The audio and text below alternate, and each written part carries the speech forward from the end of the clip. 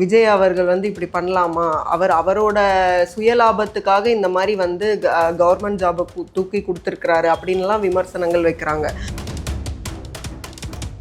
இது ஒரு அரசியல் காழ்ப்புணர்ச்சியில் பண்ணுறாங்க, வேற ஒன்றும் இல்லை. தாவேக்கா சோத்து கையில் சாப்பிடணும்னு சொன்னால் நோ, நாங்கள்லாம் வேற கையில் தான் சாப்பிடுவோம்னு சொல்கிற நிலையில் இன்னைக்கு நாம் தமிழர் கட்சி, திமுக, அதிமுகலாம் இருக்காங்க. அதாவது ஒரு வன்மம். திரு விஜய் அவர்கள் முதல் முறையாக தேர்தல் பிரச்சார கூட்டத்துக்கு கரூருக்கு வரல. அதுக்கு முன்னால் பல வாரங்கள் பல மாவட்டங்களுக்கு போயிட்டு தான் இங்கே வராரு. அதுக்கு பின்னாலேயும் அவர் முடிச்சிக்கல, தேர்தல் பிரச்சாரத்துக்கு பல ஊர்களுக்கு போயிருக்காரு. ஆக எந்த ஊரிலும் கூடாத கூட்டம் ஒன்றும் கரூரில் கூடல. ஒரு கட்டத்தில் சேகர் பாபு மாதிரி அமைச்சர்கள் வெளியவான்னு அங்கே சிங்கம் வெளியே வந்த ஒன்றும் உள்ள போகல. அந்த மாதிரி விஜயினுடைய கூட்டங்கள் வந்து பயங்கரமாக இருக்குது. ராத்திரி 2 மணிக்கு கூட்டம் அல்லுது. போலீஸ் வந்து சொல்கிறான், சார் பிரச்சனையாகிடும் சார், நீங்கள் கேன்சல் பண்ணிட்டு போயிட்டாரு. So he was a law abiding citizen. அவர் வந்து போலீஸ் சொன்ன எதையுமே மீறல, எப்போதுமே மீறல. இப்போ அவர் வந்துங்க ஒரு இடத்துக்கு வராருன்னு சொன்னால் அதுக்கேற்ற பாதுகாப்புகளை எல்லாம் போலீஸ் பண்ணியிருந்தா இதை தவிர்த்திருக்கலாம். 6 மாதம் இந்த ஆளை விட்டோம்னா இவன் என்டையர் ஸ்டேட்டை கவர் பண்ணிடுவாப்பல. இது நமக்கு ஆகாது. அப்போ எங்கேயாவது ஒரு இடத்துல ஒரு பிரேக் பண்ணணும். அப்போ ஒரு பெரிய பிரச்சனையை கிளப்பி கொஞ்சம் பேரை செத்தாங்கன்னா வேற வழி இல்லாமல் நம்மளும் தடை பண்ணலாம், நம்மளும் கெடுபிடி பண்ணலாம், அவருக்கும் ஒரு டிமாரலைஸ் ஆகிடுவாங்க, பயம் வந்துடும் அப்படின்னு சொல்லி தான் இது வந்து கொள்கை முடிவு. அரசுக்கு ஒரு உரிமை இருக்குங்க, நீதிமன்றத்துக்கு ஒரு அதிகாரம் இருக்கா மாதிரி மக்களால் தேர்ந்தெடுக்கப்பட்ட அரசுக்கும் ஒரு சில அதிகாரங்கள் இருக்கு. ஒன்று குறுக்க வரக்கூடாது. இவங்க அதிகாரம் இவங்க வச்சுக்கலாம். சட்டமன்றத்துக்குள்ள சபாநாயகர் தான் பாஸ், வேற யாரும் போய் உள்ள போக முடியாது. அதனால அந்த மாதிரி அந்தந்த அமைப்புகளுக்குள்ள அதிகாரத்தை மதிக்கணும். உச்ச நீதிமன்றத்தில் இந்த கேஸ் வரும்போது இப்போ வந்து அரசு பணிகள் வந்து கரூரில் பாதிப்படைந்த குடும்பத்தினருக்கு கொடுக்கும்போது அது ரத்தான உடனே தாவேக்காவை யாருக்கெல்லாம் பிடிக்காதோ அவங்களுக்குலாம் ஒரே கொண்டாட்டமாக இருக்குது. விஜய் அவர்கள் வந்து இப்படி பண்ணலாமா, அவரோட சுயலாபத்துக்காக இந்த மாதிரி வந்து கவர்மெண்ட் ஜாபை தூக்கி கொடுத்துருக்கிறாரு அப்படின்லாம் விமர்சனங்கள் வைக்கிறாங்க. அப்போது இதை பொறுத்த வரைக்கும் அப்போ சிபிஐ வந்து விசாரிச்சுட்டு இருக்கும் போதே எப்படி அவர் வந்து முன்கூட்டியே இந்த முடிவெடுத்து எப்படி அரசு பணியை தூக்கி அவங்களுக்கு கொடுக்கலாம் அப்படிங்கிற கேள்வி எழுப்பப்படுது. சரி, இதுல விஜய்க்கு என்ன சுயலாபம்? அவரால இறந்துட்டாங்க, அதனால வந்து அவரால இறந்துட்டாங்களா? குடுக்குறாரு. அவரால இறந்துட்டாங்களா சொல்றவங்க அப்படி சொல்றாங்க. அதாவதுங்க, அவர் சுயலாபம் இல்லை, அவருடைய கஷ்டப்பட்டு உழைச்சி சம்பாரிச்ச பணத்தை பல கோடி ரூபாய் அவங்களுக்காக செலவு பண்ணியிருக்காரு. ஒவ்வொருத்தருக்கும் 20 லட்சம் ரூபாய் கொடுத்துருக்காரு. அதனால் அவருக்கு வந்து சுயலாபம் இல்லை. கரூர் மாவட்டத்தில் 4 தொகுதி, 4லையும் தாவேக்கா ஜெயிச்சிடுச்சா? அரசியல் லாபமும் இல்லை, சுயலாபமும் இல்லை. மனிதாபிமானம், மனித நேயம், ரொம்ப கஷ்டப்படுறாங்களே, நம்ம கூட்டத்துக்கு வந்து இப்படி ஆயிடுச்சுன்ற ஒரு சாதாரண ஒரு மனிதாபிமானத்தின் அடிப்படையில் தான் இதெல்லாம் செஞ்சார். கோர்ட்டு கேஸ் வந்து நடக்கிறது வேறங்க. எல்லாருக்கும் தெரியும், திரு விஜய் அவர்கள் முதல் முறையாக தேர்தல் பிரச்சார கூட்டத்துக்கு கரூருக்கு வரல. அதுக்கு முன்னால் பல வாரங்கள் பல மாவட்டங்களுக்கு போயிட்டு தான் இங்கே வராரு. அதுக்கு பின்னாலேயும் அவர் முடிச்சிக்கல, தேர்தல் பிரச்சாரத்துக்கு பல ஊர்களுக்கு போயிருக்காரு. ஆக எந்த ஊரிலும் கூடாத கூட்டம் ஒன்றும் கரூரில் கூடல. எந்த ஊரிலும் கூடாத அளவுக்கு கரூரில் கூடிச்சுன்னா 27,000 பேர் தான், லட்சம் பேர்லாம் கூடியிருக்காங்க. நாகப்பட்டினம், திருவாரூர், திருச்சியிலெல்லாம். அதனால் இது வந்துங்க நெரிசலால் மக்கள் இறந்தார்கள் என்பதை விட சதி செய்து மக்களை சாகடித்தார்கள். நீங்கள் கேட்கலாம், யார் சார் சதி செய்தார்கள்னு? அது வெள்ளித்திரையில் தெரியும். ஆனால் நான் இப்போ சேஃபாக சொல்கிறேன், ஒரு நிகழ்ச்சிக்கு ஒரு கட்சி கூட்டம் நடத்துதுன்னா அது போலீஸ்கிட்ட ஏன் அனுமதி கேட்குறாங்க? பாதுகாப்பு வேணுங்கிறதுக்கு. அதாவது அந்த அரசியல் கட்சியோ அல்ல அந்த கோயிலோ ஒரு விழா நடத்துகிறாங்கன்னா அனுமதி கேட்குறது எதுக்குன்னா, பாதுகாப்பு அவங்களால பண்ண முடியாது, அவங்கக்கிட்ட அந்த அளவுக்கு எக்ஸ்பர்டைஸ் இல்லை, மேன் பவர் இல்லை, அதெல்லாம் கிடையாது. அதுக்கு தான் revenue department and police department இருக்குது. அவங்கக்கிட்ட இன்டெலிஜென்ஸ் இருக்குது. அவங்க பார்ப்பாங்க இங்கே எவ்வளோ கூட்டம் வரும், இன்டெலிஜென்ஸ் கேதர் பண்ணுவாங்க. போன ஊரில் எவ்வளோ வந்தது, அதுக்கு போன ஊரில் எவ்வளோ வந்தது, அப்போ இந்த ஊரில் எவ்வளோ பாப்புலேஷன், எவ்வளோ வர்றதுக்கு வாய்ப்பு இருக்குது, அப்போ எந்த இடத்துல அனுமதி கொடுக்கணும், எவ்வளோ நேரம் கொடுக்கணும், எவ்வளோ போலீஸை பந்தோபஸ்துக்கு போடணும். இப்போ இதெல்லாம் வந்து ரெவென்யூ டிபார்ட்மெண்ட்டும் போலீஸ் டிபார்ட்மெண்ட்டும் in consultation with intelligence department செய்ய வேண்டிய வேலை. ஏன்னா திரு விஜய் அவர்கள் ஒரு விவிஐபி. அவர் சாதாரணமாகவே அவர் ஒரு ஃபிலிம், நீங்கள் ஒரு நடிகை சாதாரணமாக ஒரு படத்தில் நடித்தவங்க போய் துணி கடையில் ஒரு திறக்க போகிறாங்கனாலே அங்கே கூட்டம் அள்ளுது. அதனால் ஒரு ஃபேமஸான ஆள், ஒரு 30 வருஷம் ஒரு பீக் சூப்பர் ஸ்டார், அவர் வராரு, அதுவும் அரசியல் நேரத்தில் வராருங்கும்போது இதுக்கு முன்னால் நடந்த கூட்டங்கள்லாம் கணக்கில் எடுத்துக்கிட்டு செய்திருக்கணும். செய்யலை. கலெக்டரோ எஸ்பியோ they were not did their responsibility. அது காரணம் அவங்க மேலே நான் தப்பு சொல்ல மாட்டேன். எய்தவன் இருக்க அம்பை நோவானேன். இப்போ எந்த இடத்துலையும் நடக்காத கரூரில் நடந்ததுன்னு ஒரு கொஸ்டின் வருது. கரூரில் ஏன் நடந்தது? கரூரில் யார் இருக்கிறார்கள் இதை நடத்த? கரூரில் மட்டும் ஏன் நடந்தது? அப்போ இது வந்துங்க பொலிட்டிக்கல் கான்ஸ்பிரசி. என்னன்னா நான் இப்போ உங்களுக்கு சொல்கிறேன். விஜயினுடைய கூட்டங்கள் வந்து பயங்கரமாக இருக்குது. அது திருச்சியாக இருக்கலாம், திருவாரூராக இருக்கலாம், அரியலூராக இருக்கலாம், பெரம்பலூராக. ராத்திரி 2 மணிக்கு கூட்டம் அள்ளுது. போலீஸ் வந்து சொல்கிறான், சார் பிரச்சனையாகிடும் சார், நீங்கள் கேன்சல் பண்ணிட்டு போயிட்டார்.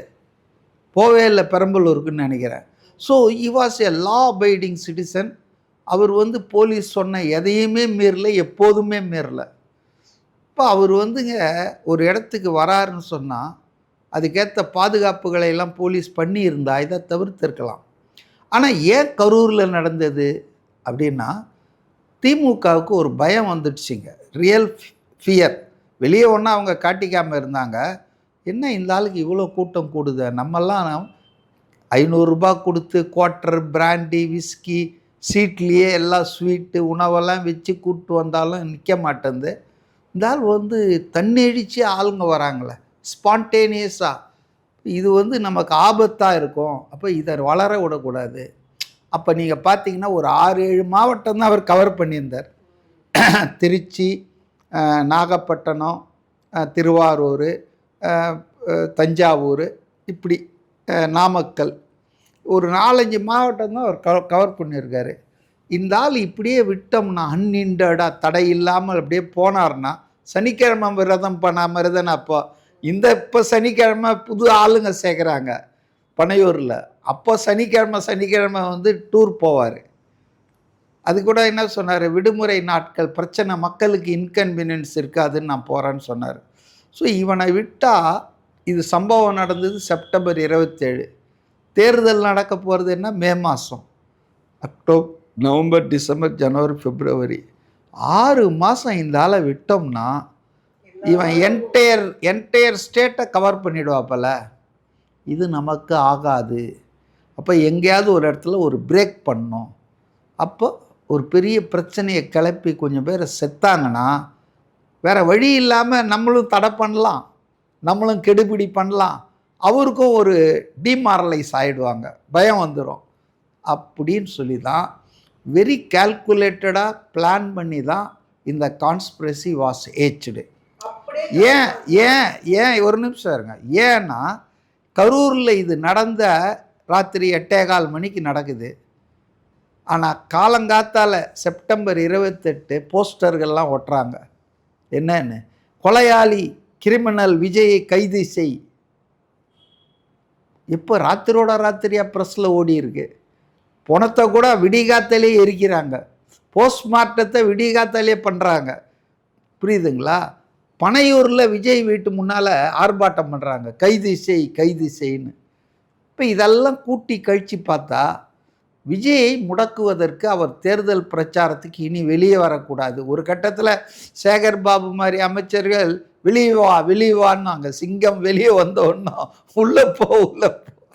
அந்த மாதிரி ஒரு டயபாலிக். இது என்னுடைய கணிப்பு தான். ஆக்சுவலாக நடந்ததா இதான் நடந்ததுன்னா நான் சொல்ல மாட்டேன். As an observer of Tamil Nadu politics for a very long time, I think this may be the reason. This is how the conspiracy would have been hatched and implemented. So இதில் வந்துங்க கரூரில் இது நடந்ததுக்கு இதுதான் காரணம். கரூரில் வந்து எல்லாம் வல்ல இறைவன் இருக்கிறார் இல்லையா, திமுகவினுடைய சூத்திரதாரி. அவர் அமைச்சராக இருந்தாலும் இல்லைனாலும் அமைச்சர் போல் மதிக்கப்படுபவர். அப்போ அங்கே வந்து எஸ்பியும் கலெக்டரும் they failed under the compulsions from this man தான். அதில் ஒன்றும் சந்தேகமே இல்லை. அவங்கள அப்படியே விட்டுருந்தா சுதந்திரமாக அவங்க ஒழுங்காக எல்லா மாவட்டத்திலையும் பண்ண மாதிரி பண்ணியிருப்பாங்க. அவர்கள் வந்து கண்ட்ரோல்டு. அவங்களுக்கு இதுதான் இப்படி தான் இருக்கணும், போலீஸ் போடாதாங்க, இந்த இடத்த கொடு, குறுகலான இடத்த கொடு. ஏன்னா இவங்க இது ஒரு கான்ஸ்பிரசி பண்ணியிருக்காங்க. ஸோ அதனால்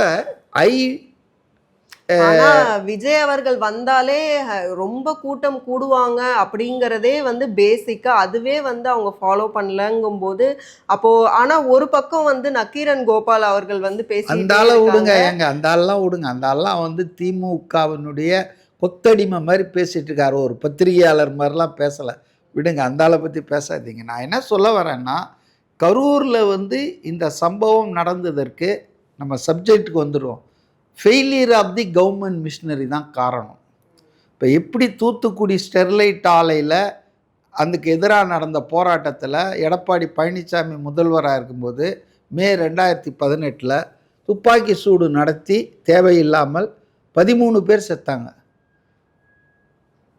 மேலே செத்தாங்க. செப்டம்பரில் எடப்பாடி ஆட்சியிலேயே அந்த 13 பேர் குடும்பத்தில் 10 குடும்பத்துக்கு வேலை கொடுத்துட்டாங்க, அரசு வேலை கொடுத்துட்டாங்க. அது மட்டும் இல்லை, 9 பேர் காயமடைந்தவர்களுக்கு கொடுத்தாங்க. அவங்க இறக்கலை. இறந்தவங்களுக்கு அவங்க குடும்பத்தில் வாரிசுக்கு 10 பேர் கொடுத்துட்டாங்க. ஆனால் காயமடைந்தவர்களுக்கு 9 பேருக்கு மொத்தம் 19 பேருக்கு அவங்க கொடுத்தாரு எடப்பாடி. அது இல்லாமல் ஆட்சிக்கு வந்தார்ல ஸ்டாலின் 2021 துவக்கத்தில், அப்பவும் மிச்சம் 2-3 பேர் கொடுத்தாரு. ஸ்டாலினும் கொடுத்துருக்கிறாரு, எடப்பாடியும் கொடுத்துருக்காரு ஒரு சம்பவத்துக்காக. நான் தப்புன்னு சொல்ல, அதுதான் வந்து மனித நேயம். காவல்துறை வந்து சுட்டது எனக்கு தெரியாது, நான் டிவி பார்த்து தான் தெரிஞ்சுக்கினேன்னு சொன்னார்ல எடப்பாடி. அது ஒரு பெரிய ஜோக்காக வந்தது இல்லையா? ஒரு ஹோம் மினிஸ்டர் ஒரு ஃபயரிங் பண்ணி 13 பேர் சாகிறாங்கன்னா எப்படி CM as a home minister அவருக்கு தெரியாமல் நடந்தது? அப்போ நிறைய தப்புகள் கவர்மெண்ட் ஃபெயிலியரால் தான் அந்த உயிர்கள் பறி போயின. இப்போ அதுக்கு வேலை கொடுத்தது யாருமே அப்போ அப்ஜெக்ட் பண்ணலையே. இப்போ சொல்கிறாங்க, அப்போல்ல காத்திருக்கிறோம் வேலைக்காக, வெயிட்டிங் லிஸ்ட் இருக்கிறது, இதெல்லாம் ஏன் சொல்ல? பொதுநலன் வழக்கு ஏன் அப்போ வரல? ஏன்னா எல்லாரும் மனித நேயத்தில் சரிப்பா அந்த குடும்பம் வந்து இது கவர்மெண்ட் ஃபெயிலியரால் தான் ஆச்சு. உடனே சிவகாசியில் வெடிமருந்து தொழிற்சாலை, அதில் சாலை விபத்து ஏற்பட்டால் சாராயத்தை குடித்து செத்தா ஏங்க எல்லாத்துக்கும் கொடுக்க முடியுமா? இது வந்து வெரி கிரேவாக தெரியுது. தேவையில்லாமல், அதாவது முழங்காலுக்கு கீழே தான் துப்பாக்கி சூடே பண்ணணும். நீங்கள் பண்ணணுன்னா கூட உயிருக்கு வந்து உலை வைக்கக்கூடாது. ஆனால் நீங்கள் என்ன பண்ணியிருக்கீங்க, குருவியை சுடுற மாதிரி குறி வச்சு அடிச்சிங்க. ஸோ இது வந்து தப்புன்றதால எல்லாருமே அதை ஒத்துக்கிட்டாங்க. ஆனால் அதே போல் தான் கரூரில் due to government's negligence and failure இந்த மரணங்கள் நடந்தது. அதில் கூட அவங்கள தகுதி அடிப்படையில் கல்வி தகுதி என்ன இருக்குதுன்னு பார்த்து தான் அவங்களுக்கு ஏற்ற இளநிலை எழுத்தாளர் அல்லது கடைநிலை ஊழியர் அப்படின்னு ஒரு 31 பேர் கொடுத்துருக்காங்க. இதை எதிர்த்து நான் இப்போ ஒரு வாதத்துக்காக சொல்கிறேன். இப்போ ஒரு இளைஞர்கள் நாங்கள் பரீட்சை எழுத போகிறோம், டிஎன்பிஎஸ்சி, அதுக்காக காத்துட்ருக்குறோம், படிச்சிட்ருக்கோம், எங்கள் வேக்கன்சி அவங்களுக்கு கொடுக்காதீங்கன்னு எதிர்த்தாங்கன்னா கூட அது நியாயத்தை நான் புரிஞ்சுக்குவேன். இல்லை கவர்மெண்ட் சர்வீஸில் இருந்து அவங்க அப்பாவோ அம்மாவோ அவங்க ஒயில் இன் சர்வீஸ் இறந்துட்டால் கம்பேஷனேட் அப்பாயின்மெண்ட் உண்டுங்க கவர்மெண்ட்டில். இப்போ அது எங்கள் அப்பா இறந்து 5 வருஷம் ஆச்சு, நான் வந்து வெயிட்டிங் லிஸ்ட்டில் இருக்கிறேன், எனக்கே கொடுக்கல, இப்போ இவங்கள கரூரில் செப்டம்பரில் இறந்தவங்களுக்கு நீங்கள் வந்து ஜூலையில் கொடுத்துருவீங்களா அப்படின்னு அவங்க கேட்டால் கூட அதுக்குள்ள ஒரு நியாயம் இருக்குங்க. நாம் தமிழர் கம்ப்ளைண்ட் கொடுக்க வச்சது திமுக. ஆமாம், இல்லை இதில் நாம் தமிழர் கட்சி பொதுநலன் வழக்குன்னு வராங்களே, இதில் என்ன பொதுநலன் இருக்கு? ஆக இது ஒரு அரசியல் காழ்ப்புணர்ச்சியில் பண்ணுறாங்க, வேற ஒன்றும் இல்லை. தாவேக்கா சோத்து கையில் சாப்பிட்ணுன்னு சொன்னால் நோ, நாங்கள்லாம் வேற கையில் தான் சாப்பிடுவோன்னு சொல்கிற நிலையில் இன்னைக்கு நாம் தமிழர் கட்சி, திமுக, அதிமுகலாம் இருக்காங்க. அதாவது ஒரு வன்மம், எதிர்கட்சி தானே தவிர எதிரி கட்சி இல்லை. அரசியல் என்பதே ஒரு பகை உணர்ச்சியாக மாற்றிட்டு இருக்காங்க.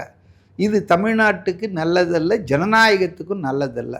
ஸோ நான் என்ன சொல்கிறேன்னா, இப்படி இவங்க கேட்டிருந்தா கூட ஒரு நியாயம் இருக்குதுன்னெலாம், சம்பந்தமே இல்லாத நாம் தமிழர் கட்சி ஆடுகள் மாநாடு, மலைகள் மாநாடு, மாடுகள் மாநாடுலாம் நடத்திட்டு இருக்கிறவங்க, அவங்க வந்து இதில் கேஸை போட்டு இதில் ஒரு தீர்ப்பை வாங்கியிருக்காங்க. இப்போ இதனால் என்ன, விஜய்க்கு என்ன பெரிய, அவர் வந்து அவருடைய கடமையை செஞ்சிட்டாரு. மக்களுக்கு தெரியும், அவர் 20 லட்சம் கொடுத்தாரு, அவர் வந்து காலில் விழுந்து மன்னிப்பு கேட்டார், மகாபலிபுரத்தில் கூப்பிட்டு வச்சு அழுதார், நான் எல்லாம் பார்த்துக்கிறேன்னு சொன்னார். அவர் முதல்வராக வந்தவுடனே வேலையும் கொடுத்தாரு.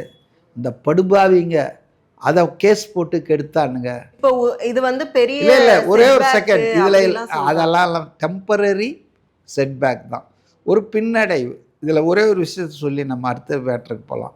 அதாவது என்னென்னா, இப்போ கவர்மெண்ட்டில் பணிபுரிந்த ஊழியர்கள் இறந்து அவங்க அப்பா வேலைக்காக இருக்காங்க இல்லையா, அவங்கள இருக்கும்போது ஒரு நியாயமாக தோணலாம். ஏங்க 4 வருஷமாக அவங்க வேலைக்காக காத்துட்ருக்காங்க, இவங்கள 4 மாதத்துலேயே கொண்டு போய் போடுறீங்களே அவங்களுக்கு முன்னால், you are jumping the Q அப்படின்ற ஒரு நியாயமான ஒரு இருக்குது. ஆனால் என்ன நம்ம புரிஞ்சுக்கணுன்னா, இந்த அரசு வேலையில் இருந்த அவங்க புள்ள இருக்கான காத்துட்ருக்கான, அவன் நிர்கதியாக இல்லை, அவர் கவர்மெண்ட்டில் ஒர்க் பண்ணியிருக்காரு, அதன் காரணமாக ஃபேமிலி பென்ஷன் மாதம் மாதம் வந்துட்டுருக்கோம். அவரே அரசாங்கத்தில் இருக்கிறதால அவர் ஒன்றும் பிலோ த பாவர்ட்டி லைன்லலாம் இருக்க மாட்டார். அவர் ஒரு நல்ல நிராதரமாக இருக்க மாட்டாங்க, ஒரு மிடில் கிளாஸாக இருப்பாங்க. அவங்க அப்படி இல்லை, பிரெட் வின்னரே இறந்துட்டார், வேலைக்கு போய் சம்பாரித்து கொடுத்த ஆளே செத்து போயிட்டார், அம்மாவே செத்து போச்சுன்னா ரெண்டும் ஒன்றா? கருணை அடிப்படையில் அப்படின்னாலே மற்ற எல்லாமே ஓவராச்சே. இதான் நான் சொல்ல வரேன். இது வந்து உச்சநீதிமன்றத்துக்கு போவாங்கன்னு தான் சொல்லியிருக்கார் அமைச்சர் நிர்மல்குமார். உச்சநீதிமன்றத்தில் நல்ல வழக்கறிஞரை வச்சு இந்த அரசு எந்த அடிப்படையில், இவங்கெல்லாம் பொலிட்டிக்கல் மைலேஜுக்காக பண்ணுறாருன்றாங்கல்ல, அந்த வாதத்தையெல்லாம் அடித்து நொறுக்கி, இது வந்து கொள்கை முடிவு, அரசுக்கு ஒரு உரிமை இருக்குங்க, நீதிமன்றத்துக்கு ஒரு அதிகாரம் இருக்கா மாதிரி மக்களால் தேர்ந்தெடுக்கப்பட்ட அரசுக்கும் ஒரு சில அதிகாரங்கள் இருக்குது. ஒன்று குறுக்க வரக்கூடாது. இவங்க அதிகாரம் இவங்க வச்சுக்கலாம், சட்டமன்றத்துக்குள்ளே சபாநாயகர் தான் பாஸு, வேறு யாரும் போய் உள்ளே போக முடியாது. அதனால் அந்த மாதிரி அந்தந்த அமைப்புகளுக்குள்ள அதிகாரத்தை மதிக்கணும். ஸோ உச்சநீதிமன்றத்தில் இந்த கேஸ் வரும்போது நிச்சயமாக நியாயம் கிடைக்கும், அந்த பாதிக்கப்பட்டவர்களுக்கு நீதி கிடைக்கும் தான் நான் நினைக்கிறேன்.